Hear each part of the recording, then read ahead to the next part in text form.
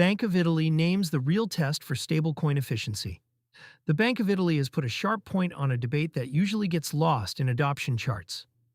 In a note flagged by Cointelegraph on August 1, 2026, the central bank argued that stablecoins deliver a meaningful efficiency advantage only when users can spend them from end to end without converting back to cash.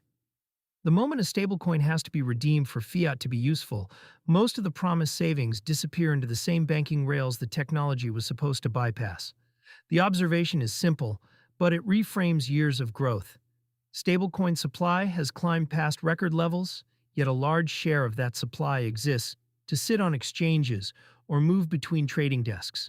Under the Bank of Italy's framing, that activity is not where the efficiency case is won or lost. The case is won at the edges, where a stablecoin either flows straight into a payment or gets swapped back into a national currency at a cost. The cash-out step is where the savings leak. Every conversion back to fiat reintroduces the friction stablecoins were meant to remove.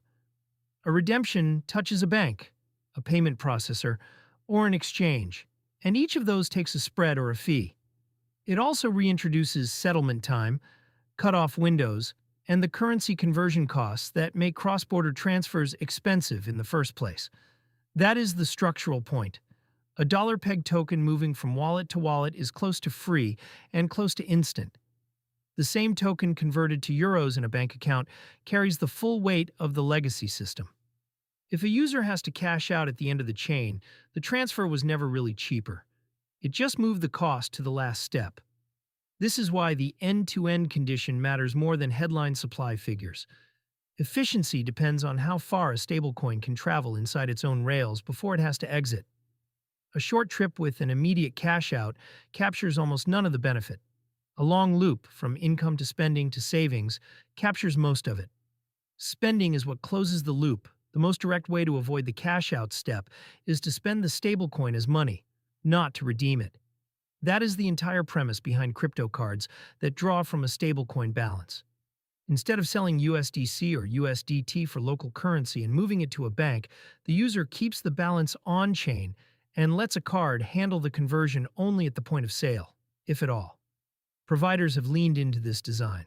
Cards from Gnosis Pay and Plasma One are built around holding a stable balance and spending it directly, which keeps funds inside the token's rails until the last possible second. The theory the Bank of Italy describes and the product design these cards ship are the same idea from two directions. Worth a caution here for anyone reading this as a free lunch. The disclosed card fee is rarely the full cost. Visa and MasterCard network spreads run roughly 0.5 to 0.9%, and any crypto-to-fiat conversion at checkout carries its own spread on top.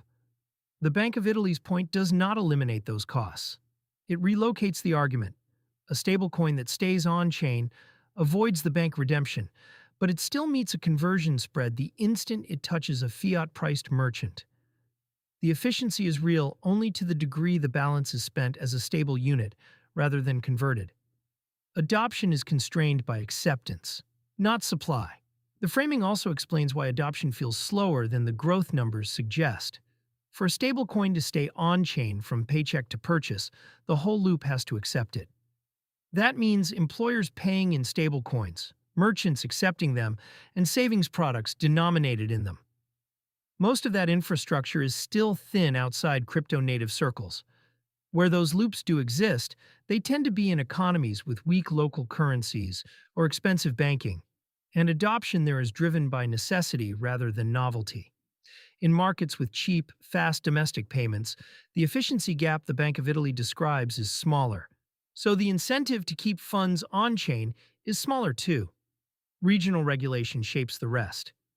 In Italy and the wider EU, the MiCA framework governs how euro and dollar stablecoins can be issued and spent, which sets the outer bounds of how far a closed stablecoin loop can actually reach.